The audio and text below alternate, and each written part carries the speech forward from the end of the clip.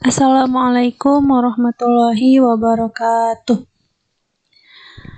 Kali ini kita akan belajar mengenai garis dan sudut.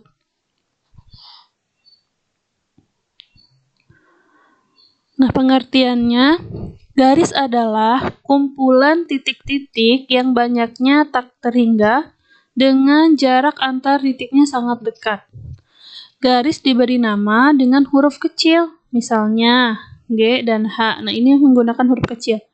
Garis juga dapat diberi nama sesuai dengan dua titik yang dilalui garis tersebut, misalnya garis AB atau PQ. Jadi untuk penamaan, kalau menggunakan satu huruf itu biasanya menggunakan huruf kecil, dan kalau menggunakan dua huruf, itu menggunakan huruf kapital.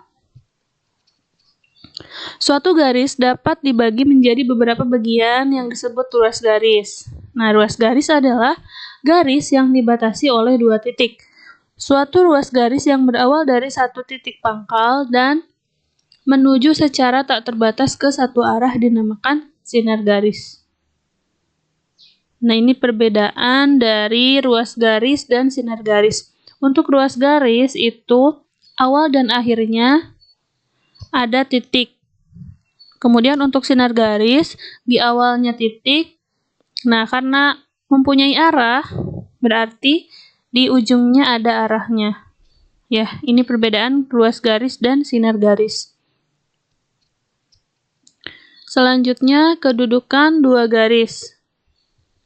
Yang pertama, ada yang dinamakan garis yang sejajar. Dua garis dikatakan sejajar jika garis-garis tersebut terletak pada satu bidang datar dan tidak mempunyai titik persekutuan atau titik perpotongan. Jika diperpanjang sampai tak berhingga, kedua garis tersebut tetap tidak akan berpotongan. Nah, ini gambarnya. Ada garis G dan garis H. Kalau kedua garis ini diperpanjang, maka mereka tidak akan berpotongan. Nah, ini adalah dua garis yang sejajar. Nah, lambangnya G sejajar H. Untuk selanjutnya, garis yang berimpit. Dua garis dikatakan berimpit. Ini berimpit ya, jika garis-garis tersebut saling berimpit apabila garis tersebut terletak pada satu garis lurus. Dua garis yang berimpit hanya terlihat sebagai satu garis lurus dan memiliki lebih dari satu titik potong.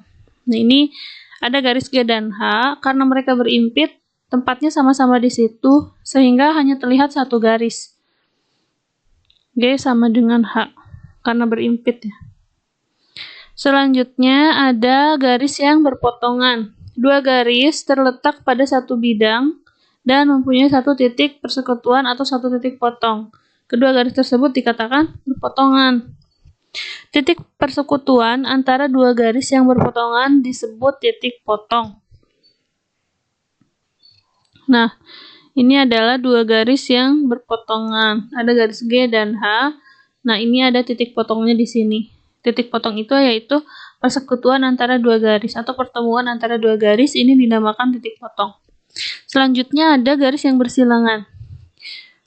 Garis bersilangan hanya terdapat pada bangun ruang atau dimensi 3. Dua garis dikatakan bersilangan apabila garis-garis tersebut tidak terletak pada satu bidang datar dan tidak akan berpotongan walaupun diperpanjang. Nah, berbeda dengan yang berpotongan, kalau berpotongan ini terletak pada satu bidang datar sehingga mereka mempunyai titik potong atau titik persekutuan. Nah, kalau garis yang bersilangan, nah kita lihat ini ED dan BG ya. Nah, tidak terletak pada satu bidang datar. Yang ED menyilang ke sini ya, ke bawah, kalau yang BG ke atas.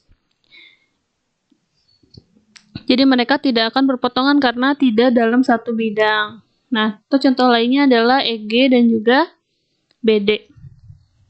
Baik, garis vertikal dan horizontal. Nah, ini pasti sudah pada tahu ya.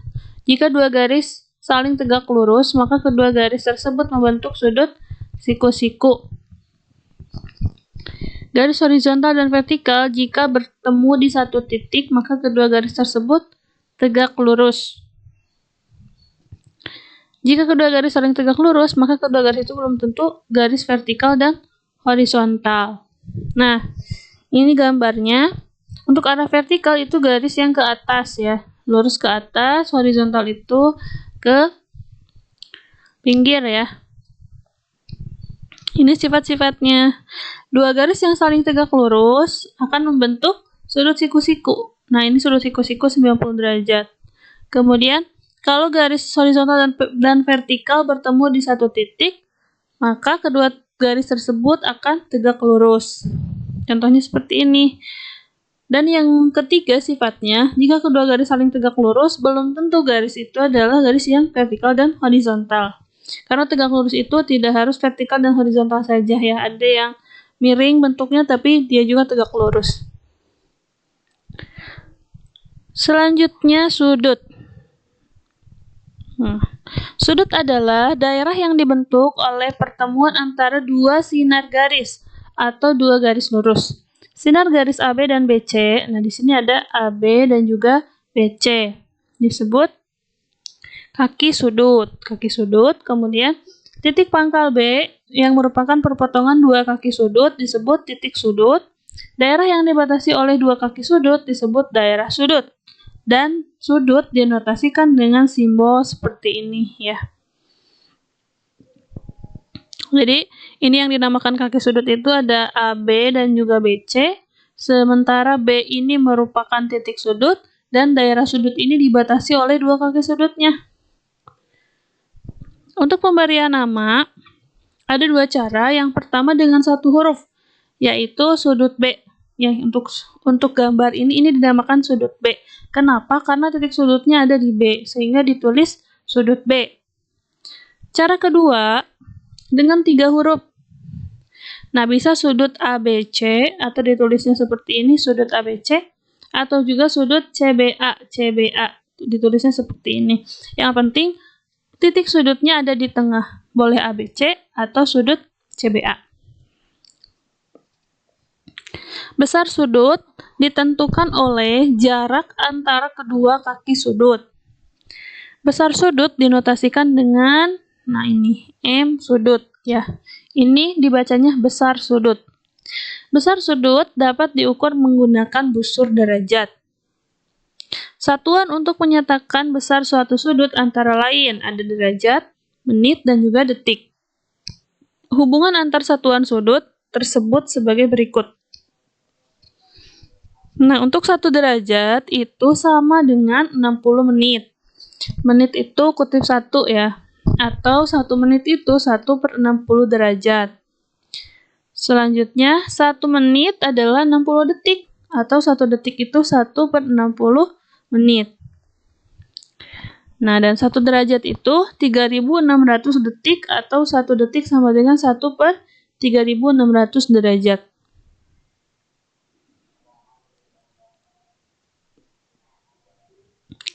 Nah, jenis-jenis sudut. Yang pertama, ada yang dinamakan sudut lancip, yaitu sudut yang besarnya antara 0 derajat sampai 90 derajat. Nah, ini gambarnya, ini sudut lancip. Contohnya ya, contoh salah satunya seperti ini. Kemudian yang kedua sudut siku-siku, yaitu sudut yang besarnya 90 derajat. Tidak kurang, tidak lebih, harus 90 derajat. Nah, ini gambar yang B. Siku-siku itu selalu seperti ini. Kemudian sudut tumpul, yaitu sudut yang besarnya antara 90 derajat sampai 180 derajat. Ini salah satu contohnya. Kemudian sudut lurus, yaitu sudut yang besarnya 180 derajat. Ya, lurus. Sudut refleks, yaitu sudut yang besarnya antara 180 derajat sampai 360 derajat. Nah, kalau sudut lancip besar sudutnya yang ini, sementara sudut refleks itu besarnya yang luar ini. Nah, kemudian satu lagi sudut satu putaran penuh, yaitu sudut yang besarnya 360 derajat. Bentuknya seperti lingkaran.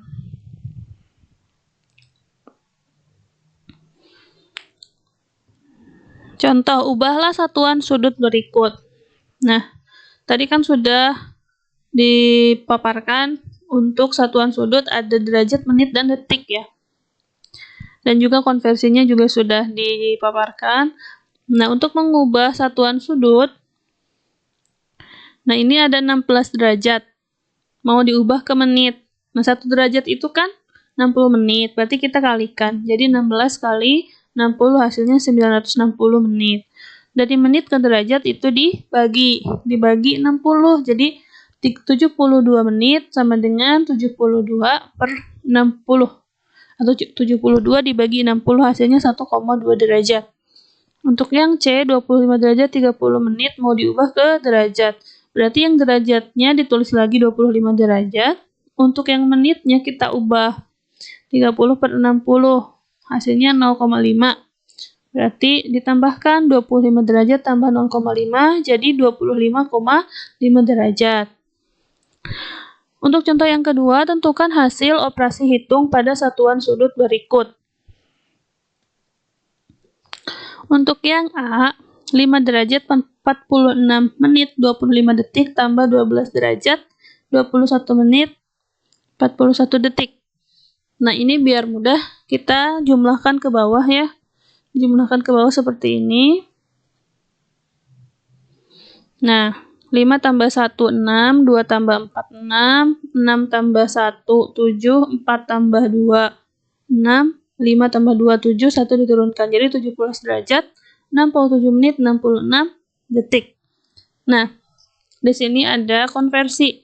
Untuk yang pertama, kita konversi detik ke menit. Ya, detik ke menit itu, kan 1 menit itu 60 detik. Dan maksimal detik itu dalam satu putaran ada 60, maka yang 60 kita konversi ke menit. 60 detik itu 1 menit, maka satunya kita tambahkan ke 7. Jadi 17 derajat 68, ini sisa 6 detik. Selanjutnya dari menit ke derajat. Menit ke derajat itu sama, dibagi 60 juga.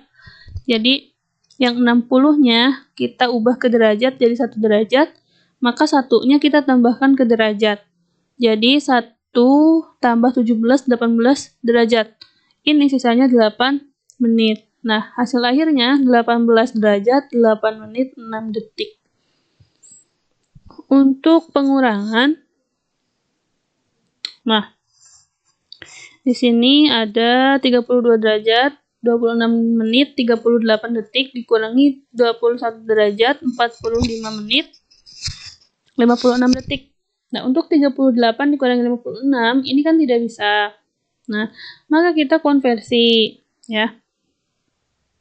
Dari 38 itu mau dikonversi, maksudnya nih, yang 38 ini kita pinjam dari menit. Kita pinjam 1 dari menit.